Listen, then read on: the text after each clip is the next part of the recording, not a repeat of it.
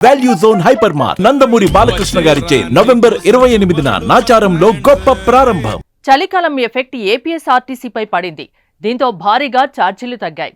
చలికాలానికి ఏపీఎస్ఆర్టీసీకి ఏంటి లింక్ అనుకుంటున్నారా?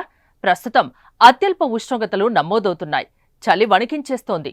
రాత్రిపూట బయటకు వెళ్లాలంటేనే కాస్త జంకాల్సిన పరిస్థితి. రాత్రి వేళల్లో ప్రయాణాలు కూడా భారీగా తగ్గిపోయాయి. అందులోనూ ఏసీ బస్సుల్లో ప్రయాణికులు ఎక్కడం మానేశారు. దీంతో పలు రూట్లలో తిరిగే ఏసీ బస్సుల్లో సీట్లు ఖాళీగా దర్శనమిస్తున్నాయి. ఈ నష్టాన్ని నివారించే చర్యల్లో భాగంగా ఏపీఎస్ఆర్టీసీ బంపర్ ఆఫర్ ప్రకటించింది.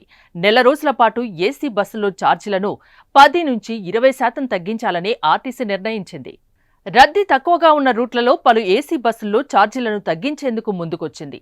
ఏ రూట్లలో ఏ బస్సుల్లో ఛార్జీలు తగ్గించాలనే నిర్ణయాన్ని జిల్లా ఇన్ఛార్జిగా ఉన్న డీపీటీఓలకు అప్పగించింది.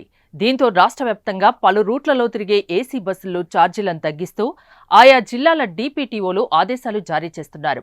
విజయవాడ, బెంగళూరు మధ్య తిరిగే వెన్నెల స్లీపర్, అమరావతి బస్సుల్లో టికెట్ ఛార్జ్ 20% తగ్గింది.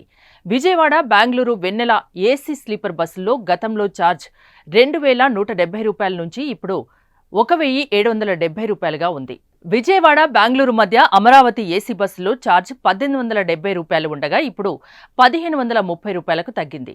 అలాగే విజయవాడ, విశాఖపట్నం మధ్య నడిచే అన్ని అమరావతి ఏసీ బస్సుల్లో ఛార్జ్ 10% తగ్గించారు. అలాగే విజయవాడ, హైదరాబాద్ మధ్య తిరిగే డాల్ఫిన్ క్రూయిజ్ అమరావతి బస్సులో టికెట్ ఛార్జ్ 10% తగ్గించారు. అయితే ఇక్కడ ప్రయాణికులు గమనించవలసిన విషయం ఏంటంటే, ఆదివారం నాడు హైదరాబాద్కు, శుక్రవారం నాడు విజయవాడకు వెళ్లే రూట్లో ఛార్జ్ తగ్గింపు వర్తించదు.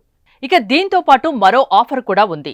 రాను పోను టికెట్లు ఒకేసారి రిజర్వ్ చేసుకున్న వారికి ఛార్జీలో 10% రాయితీ వర్తింపజేయనున్నట్లు ఆర్టీసీ తెలిపింది. తగ్గించిన ఛార్జీలు డిసెంబర్ 1 నుంచి 31 వరకు అమల్లో ఉండనున్నాయి.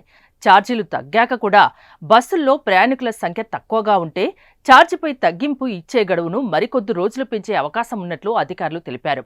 అయితే ఈ తగ్గింపు ఛార్జీలు సంక్రాంతి వరకు అమలు చేస్తే ఉపయోగం ఉంటుందని అభిప్రాయం వ్యక్తమవుతుంది.